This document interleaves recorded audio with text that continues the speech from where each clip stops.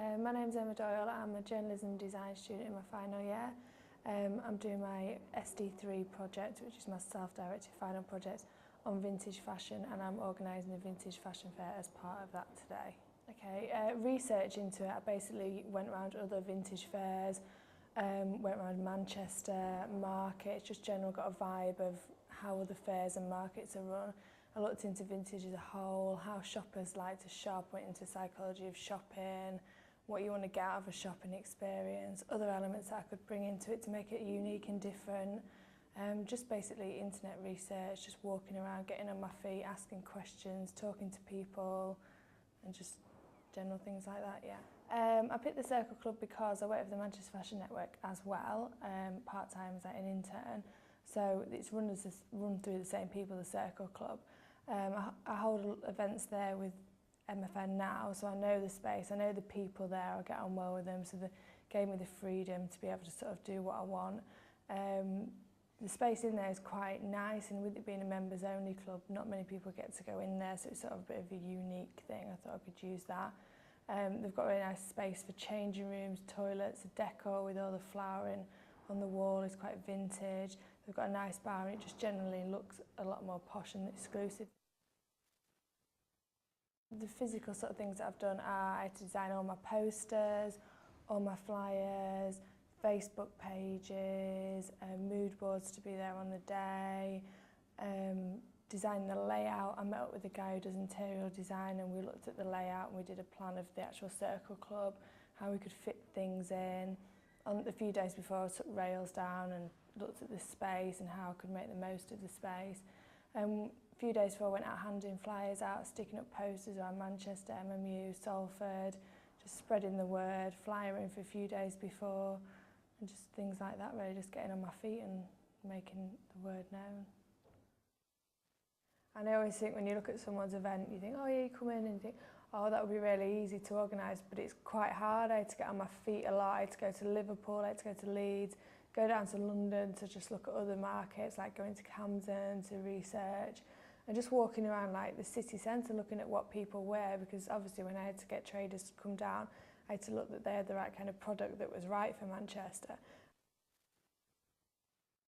Yeah, using my posters, just use general Photoshop, use Quark to do layouts of some of my mood boards, use all the printing facilities that we've got at uni, got help from all the design people with anything I've stuck with, they're really good at helping you, and just used uni as much as I could, yeah. Yeah, because our course, journalism and design combination course, so my journalism side has sort of taught me sort of key skills, research and interviews. It kind of gives you a confidence because they have to chuck you out there to do interviews, so you have to kind of get on with it. And then we do a lot of PR as well, so that has helped me to look at sort of the promotion side of it, who I should be aiming at, a bit of marketing, what my target audience should be. And then with my design, because it's so free in my course to look at any kind of design that you want, I'm allowed to look at fashion, and I'm allowed to like do something like an event, which on another course I might be more restricted to. So uni's helped me like have a lot of freedom in doing what I really want to do, and they really encourage you to sort of go into any aspect of design that you want. So it's been really helpful that way. To get people involved, I went to Leeds, they have a vintage fair once a month, and Liverpool, they have fairs, so I just went around looking at other people's stores, just saying to them, I've got this idea, would you be interested in getting involved? And I got cards off people. Then I just went on Facebook and found vintage stall, like online people on Facebook, emailed them, then just going on the internet, researching, emailing people, pushing things. That was really quite difficult to get people on board. Like at first, people were sort of like ignoring your email, you have to follow it up and follow it up. And then by the end of it, I actually had too many people involved, so I had to turn people down. But just researching through like magazines, internet, just like getting on my feet and looking around. Some people that come today have online shops, some people have stores that travel around and do vintage fairs, some people have shops, some people from Affleck's Palace. So there's quite a mix of people that are involved today. Next time, yeah, I want to try and do one sort of when uni's finished, mid-June, so I've got a lot of time to focus on it, and I'd look at a bigger venue, yeah, because I had to turn people down.